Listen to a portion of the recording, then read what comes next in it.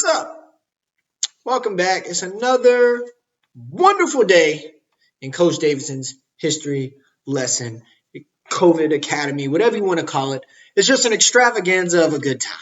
All right, and today we are going to do another foldable, this time on the Sepoy Mutiny. And it's going to be a 4-door foldable like so.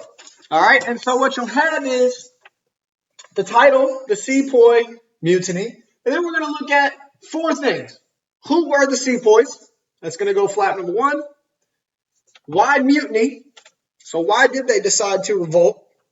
The results of that revolt, and then nationalism. The nationalism movement in India. And so when we get to the other board over here, you can see it's divided into 4. That are the 4 flaps of your paper, of your foldable, I'm sorry. All right, so the first thing that we are going to look at is the who were the Sepoys flap. Who were the Sepoys portion of your foldable? And the Sepoys were Indian soldiers. They were Indian soldiers from India. All right, so they're Indian soldiers.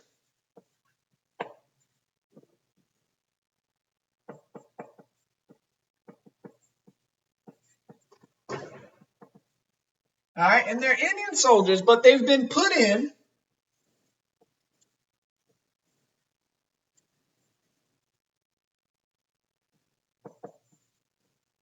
to the East India Company. And the Sepoys are a group of Indian soldiers that were put within the East India Company, but this is all under British control. I'm going to make this poorly drawn British flag here.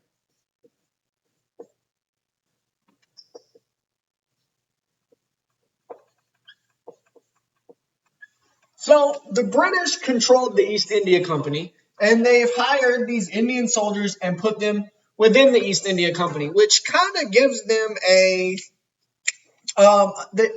they get a higher social status kind of as a result, especially since Great Britain would go on to imperialize India.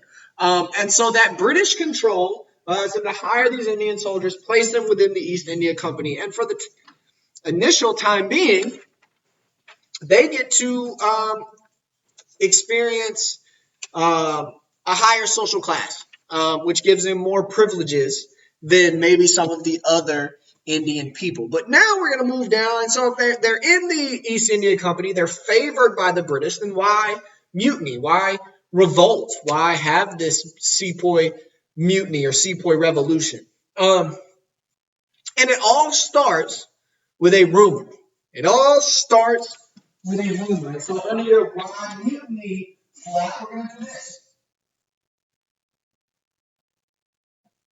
It all starts with one guy starting a rumor. And he says that the guns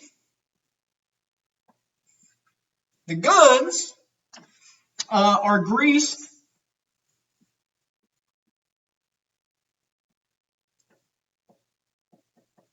with beef and pork fat.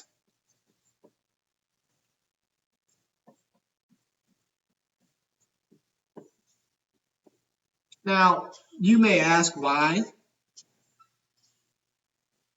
would that cause a revolt or a revolution? Well, this rumor, because again, there's nothing to substantiate this initial claim that is made, but it's a big deal because of the 2 major religions in India, Hinduism and Islam. And so cows, which is where beef comes from, are sacred to Hindus or people that follow Hinduism. So cows are sacred to Hindus. So the fact that the guns that they're using are being greased with cow fat or beef fat would be a major deal, especially to those that follow the Hindu religion. And then the second one, Muslims or people that follow Islam are not supposed to come in contact with pork. And again, this would be unavoidable if the guns are being greased with pork fat. And so what ends up happening is a belief emerges. The belief emerged that Christianity was being forced on them.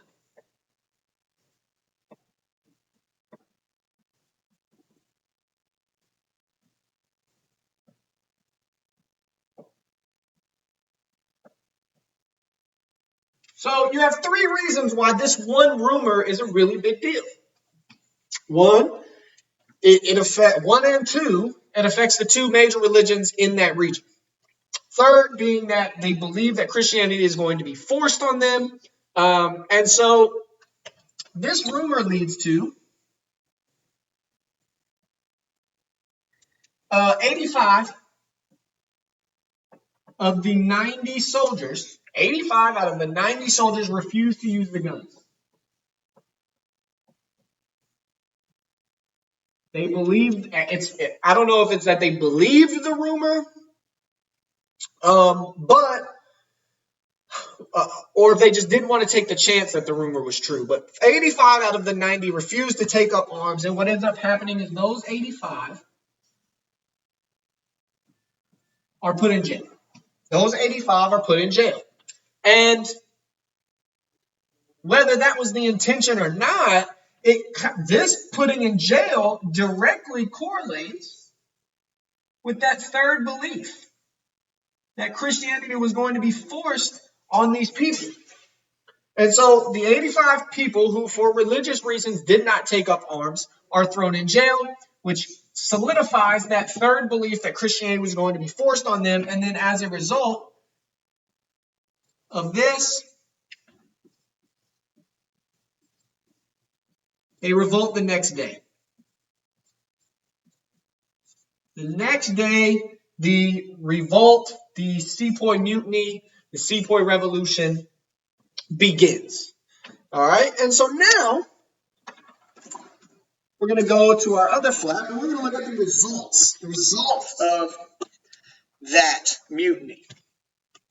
What happened after they revolted? Well, the government, which again I always, I always signify with a crown, but the government, wow, it's terribly drawn. The government of India equals too weak to help.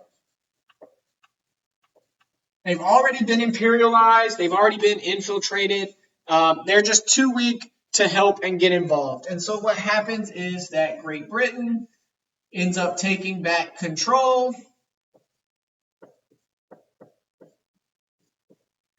They end up taking back control.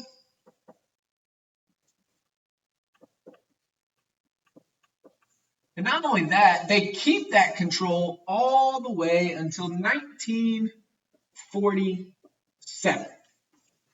So actually not that long ago.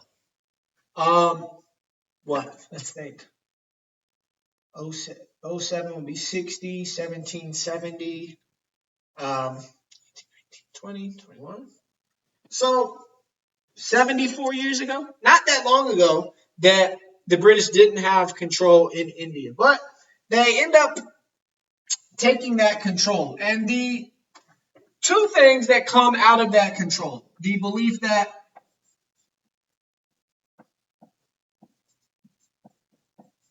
the British believe that they are better, and they start to make these comments. They are better than the Indian people. And they can't be trusted.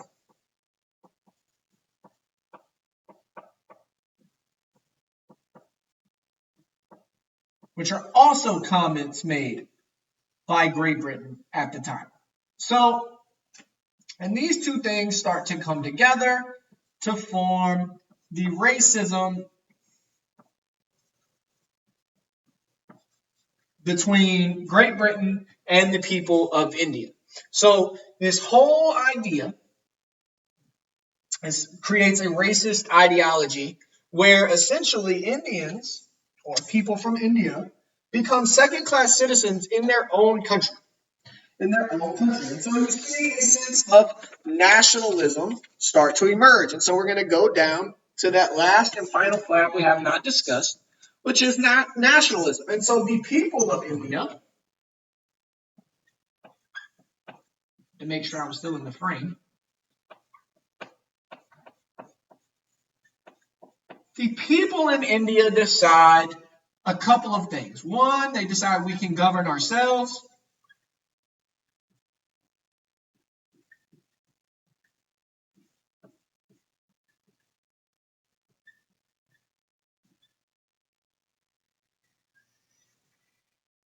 And number two, the second thing they decide is that they should be more modern.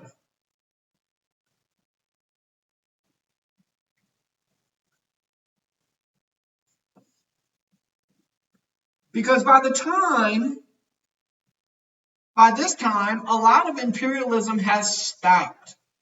By the time that the Indian people gained their independence, a lot of imperialism has stopped. And so they believe they should be more modern and have their own rules of law. And so you see an individual come to power by the name of Ram Roy.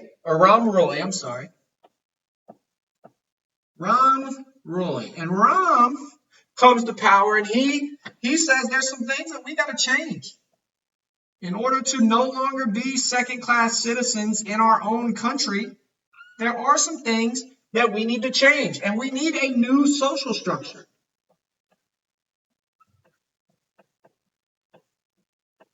One where those that work with the British are not more important. They need no more arranged marriages.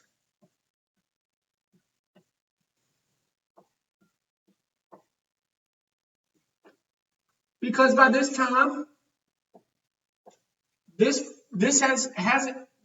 is continuing to keep rich families rich, poor families poor. And then they also need a new sense of nationalism. They need a new sense of nationalism. And nationalism is extreme pride. This is extreme pride in culture or country.